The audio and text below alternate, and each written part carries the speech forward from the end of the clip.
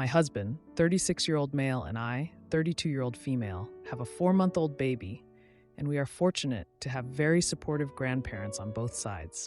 My husband's family is relatively wealthy and very generous. I'll be the first to admit that I have many principles about shopping that may be annoying. I try not to shop from Amazon, I try to avoid fast fashion, and I aim to buy either made in USA or secondhand clothing. In general, if I need something new, I really try to purchase from the many great independent bookstores, children's stores, etc. in our city. For our daughter, I spend a lot of time searching thrift stores and online consignment stores for cute used clothes. The first world problem. Every time my child could possibly need something, my mother-in-law rushes out and buys a ton of that item from Amazon, Target, or Walmart. If onesies are getting a little tight, my mother-in-law shows up the next week with 10 onesies from Amazon, even after I told her I already have a bunch of outfits in the next size on their way. If there's a holiday coming up, she sends us 5 onesies with puns about gourds on them from Walmart. When I send our moms a picture of us reading her a book we borrowed from the library, a giant stack of books from Amazon arrives. We live in a small house. My mother-in-law uses our shared Amazon account, and apparently Amazon throws away most apparel returns, which from an environmental and ethical standpoint defeats the purpose of returning the clothes. So I feel like I'm stuck with all this stuff. I end up feeling resentful when the clothes, books, and toys that I spend a lot of time searching for and that align with my values get buried under a pile of stuff from Amazon. I'm tired of constantly organizing things that I didn't even want and trying to fit them into our house. I'm also tired of listing stuff on Buy Nothing groups and making trips to Goodwill. I don't bring up my thoughts on Amazon, fast fashion, and ethical shopping because I don't want to come across as preachy or judgmental. But I'm frustrated that no matter how many times I thank her for her generosity and tell her we don't need something, somehow 10 of that thing keeps showing up at my house and crowding out the things I carefully choose. My husband has talked to her about our space constraints, our preference for buying used, our love for the library, and my pickiness and concern for reducing waste in the global south. Yet, the gifts keep coming. Our closets are full.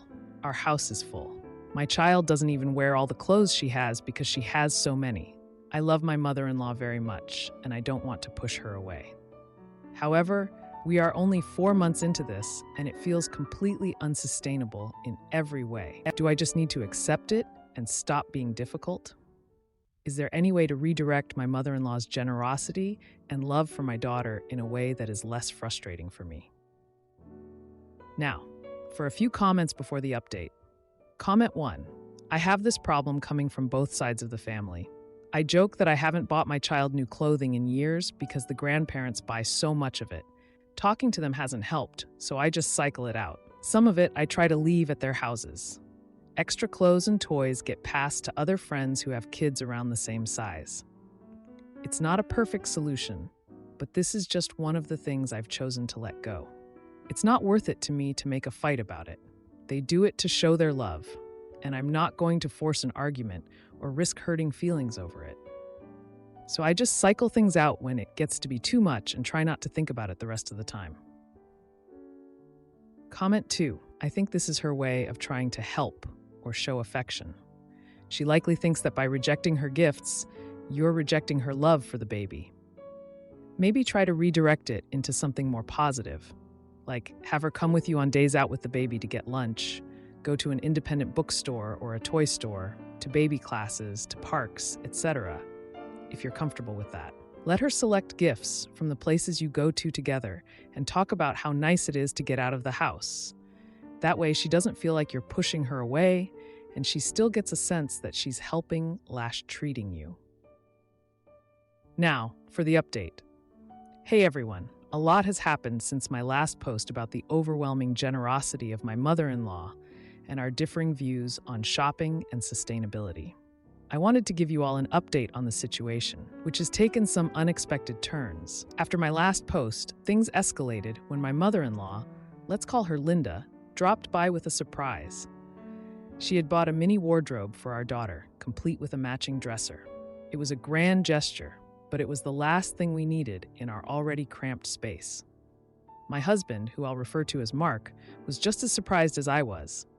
He had a long talk with Linda, explaining our stance once again and how we appreciated her love but needed to set some boundaries. Linda seemed to understand, but the next week she did something that left us speechless. She had rented a storage unit in her name for us to use for all the extra items.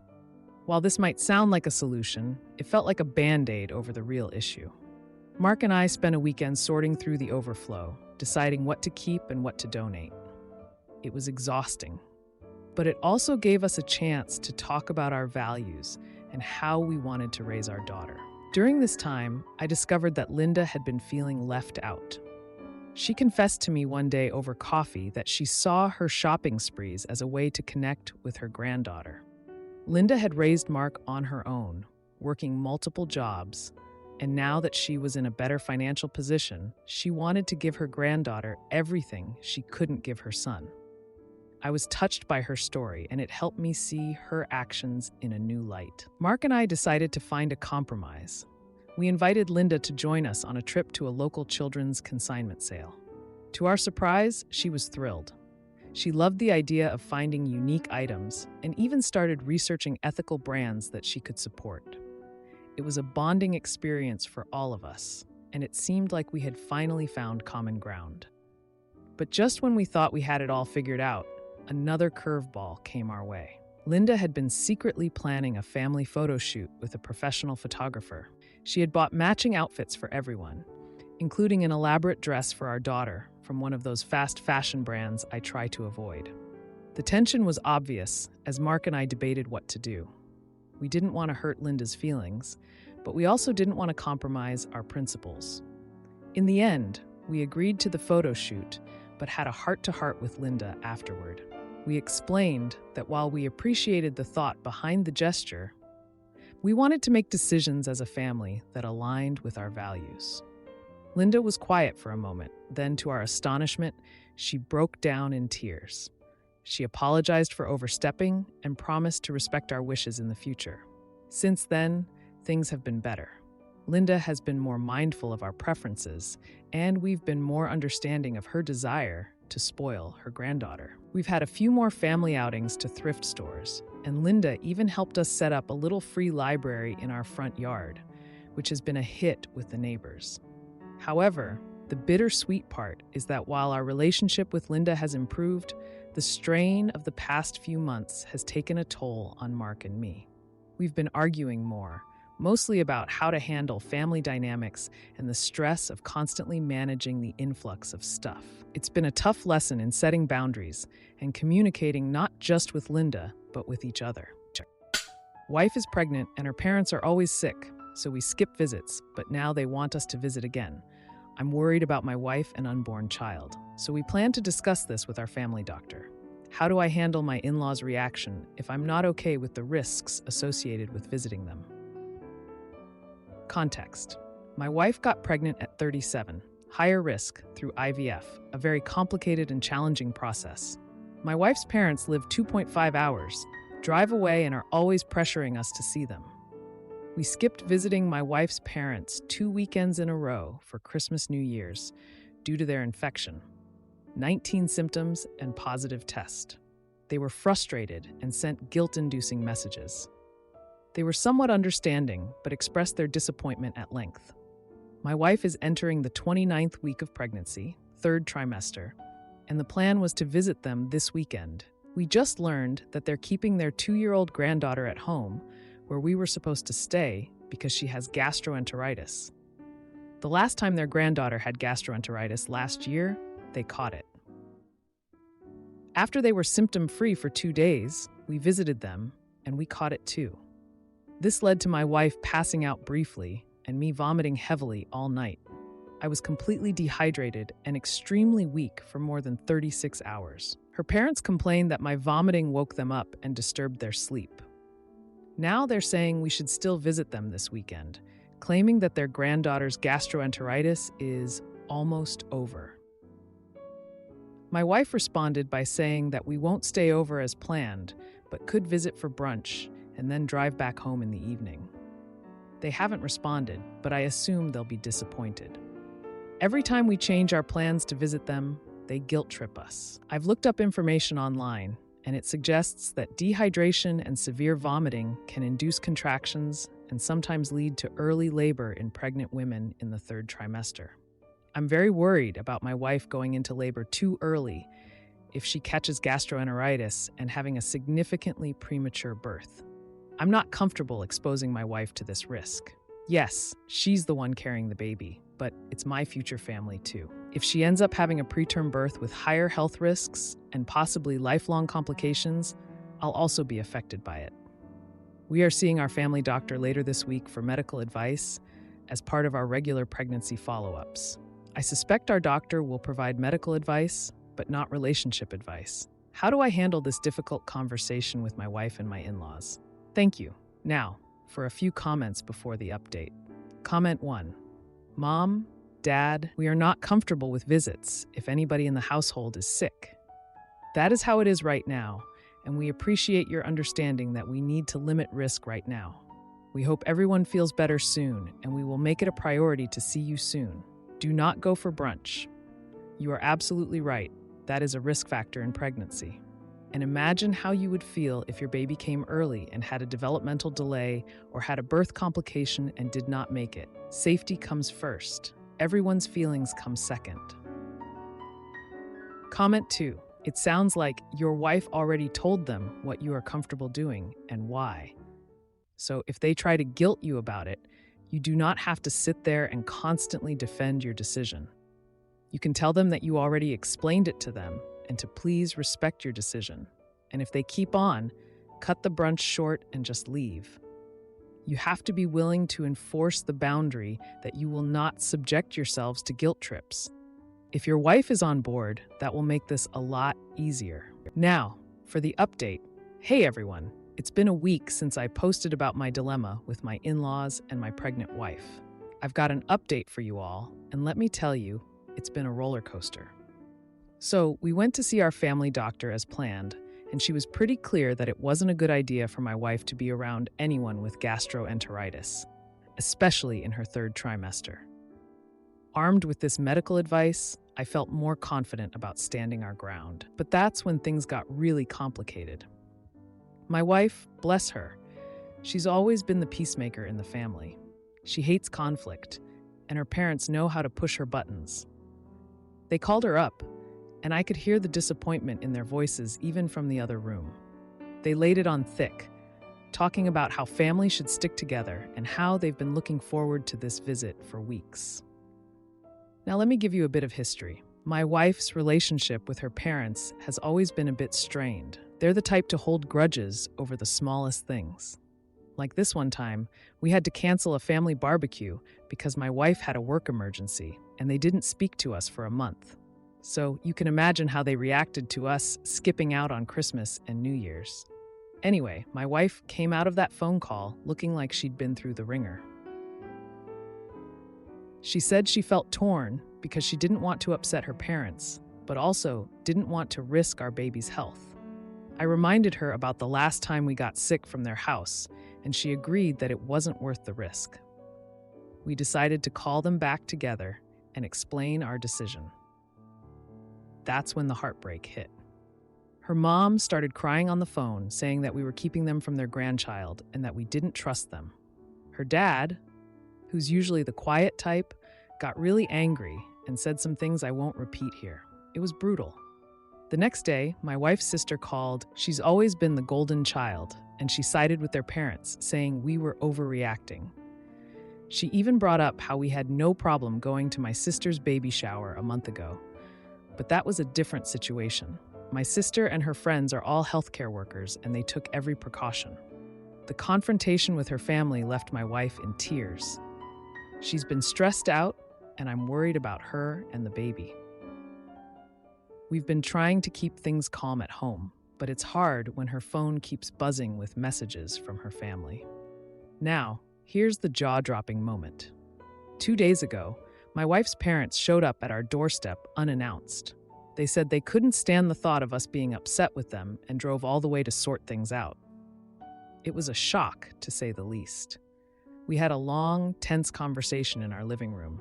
They kept trying to downplay the risk, but I stood firm. I even brought up the doctor's advice, but they brushed it off, saying doctors are always overly cautious. It was clear they weren't going to budge. In the end, they left, but not before her dad said something that really got to me. He said that if anything happened to the baby because of the stress we were causing by keeping the family apart, it would be on us. That hit me hard. I couldn't believe he would say something like that. Since then, my wife has been a wreck. She feels guilty, like she's the one tearing the family apart. I've been trying to support her, telling her that we're doing the right thing for our baby, but it's tough. So that's where we're at.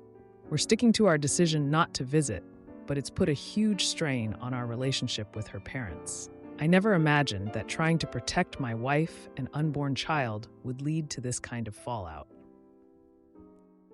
Husband suggests we sell our house and go our separate ways, but I have a better idea. I rent an apartment close to the house and continue to pay for most of the house. Boy, is she concerned about the younger child, but likes the idea of the apartment being close. Oh boy, she's in for a surprise. Now, we are trying to see how to arrange things and have a dynamic that would still be constructive for each of us and the kids. We can sell the house, split things, and go our own ways. She doesn't want the kids to go through this, at least for the next 10 years. Finding new homes currently is just hard, so I agree that this may be extreme. It's also a potentially long and stressful process with no rollback possible. I can rent an apartment very close to the house and I go live in it. I would still pay most of the house others will live in. This is the easiest short-term action. It gives a break, and rollback is still a possibility. Kids can go between the two places. Rent an apartment but mail 30 from the house, but very close to the schools of the 3 older kids, also close to their friends. With this, I'm thinking more of a 1 week for 1 or 2 of the kids. With periods, I can go back to the house to spend time with them. Wife thinks it would be too hard for the younger one. She better likes the idea of the apartment being close. Status quo. Live like roommates for the next 10 years. Which we essentially were for the last years. But this is depressing. Would mean having a decent place for myself in the house. People who went through these things, what would you do again? And what would you not do again? Wow, I'm amazed by the variety and depth of all the answers. Reddit is a special place. I know this is only one side of the story, but answers were really useful to put everything into rational solutions. What I ended up proposing is, rent an apartment close to the house. This is a safe space that she or me or us can use when needed or on a more formal schedule. Our older kids could even use it if they feel like it. This is a temporary solution with 2 outcomes, reconciliation or divorce. I asked for couple therapy, and honest engagement in the process is non-negotiable. This is for me prioritizing the kids. They'll see that their parents did everything they can. There are good lessons there. If the apartment safe space doesn't work, or if efforts cannot be put into reconciliation, then it's straight to the divorce process. We hire a professional, sell the house, split things, and start from scratch. Now, for a few comments before the update. Comment 1. As the parents, would you two going back and forth to the apartment make more sense than uprooting the kids constantly? She may not love the idea, but it's her idea to separate, right? Maybe she shouldn't expect everything to remain status quo for her. If one or both of you start dating, it would be hard to stay in the house together. What's least disruptive to the kids is what's most important. Comment 2. Work through the lawyer. Listen to them. All the soft stuff you and your ex can manage, or pull in a family counselor. The legal stuff, the business stuff, let your lawyers sort it out. Custody arrangements and assets, let the pros handle it. It sounds like you have good intentions, but what's going to happen when she starts dating again?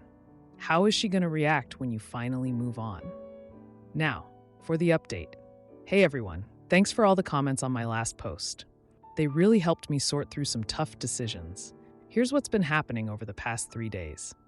So, I went ahead and rented an apartment close to the house. It's been a weird adjustment, but the kids seem to be handling it okay. They've been bouncing back and forth between the 2 places. which is working out better than I expected. I guess kids are more resilient than we give them credit for. The heartbreak, though, that's been tough. My wife and I had our first couples therapy session, and it was more intense than I thought it would be. We dug up a lot of old feelings. Turns out, she's been feeling neglected for years, ever since I started working longer hours to get that promotion. I never realized how much it affected her. She said she felt like she was living with a ghost. Someone who was there, but not really present. That hit me hard. I thought I was doing it all for the family, but I missed the part where they needed me, not just the money. The therapist asked us to share one thing we used to love about each other. My wife mentioned how I used to surprise her with little notes and coffee in bed. I talked about her laugh, how it could light up a room. It was a moment, you know? We actually connected, and for a second, it felt like the old days. But then reality came crashing back. The next day, I found out she's been texting her coworker a lot. I mean, I knew they were close, but seeing those texts, it was like a punch in the gut. They were just a little too friendly, a little too personal. It wasn't just the texts, though. I remembered how she'd been staying late at work more often, and it all just clicked. I confronted her about it, and she didn't deny it. She said it was just emotional, that she needed someone to talk to, but how am I supposed to trust that? We had a huge fight. The kids were at my apartment, so at least they didn't have to hear it.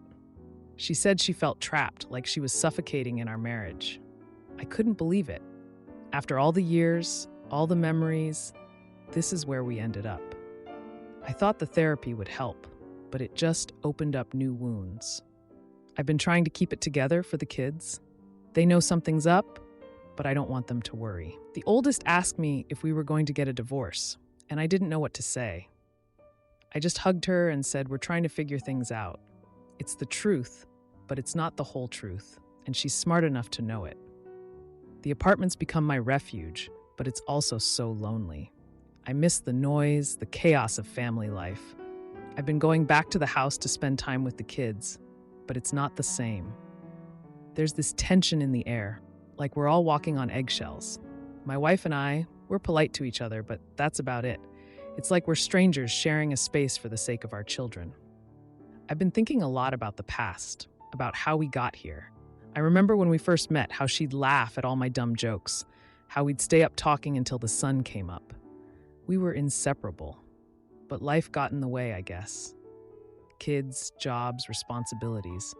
We stopped talking, stopped listening. I didn't see the signs, or maybe I didn't want to. The therapy is supposed to help us communicate, but it feels like we're just going through the motions. I'm not sure if we're trying to save our marriage or just putting off the inevitable. It's like we're at a crossroads, and neither of us knows which way to go. I'm still paying for most of the house, and it's tough. Financially, it's a strain, but I can't bear the thought of my kids not having their home. So I'm sticking it out, hoping things will get better. But every time I see my wife, every time I think about those texts, I feel this anger and sadness all mixed up inside. I don't know what's going to happen next. We have another therapy session tomorrow, and I'm dreading it. It's like ripping off a Band-Aid every time, exposing all these raw emotions. But I made a promise to try, for the kids, for the family we built together. If you like this video, you'll probably like these too. Also, while you're here, please consider subscribing. It's your support that keeps this channel alive and allows me to make better and longer videos. Have a great day.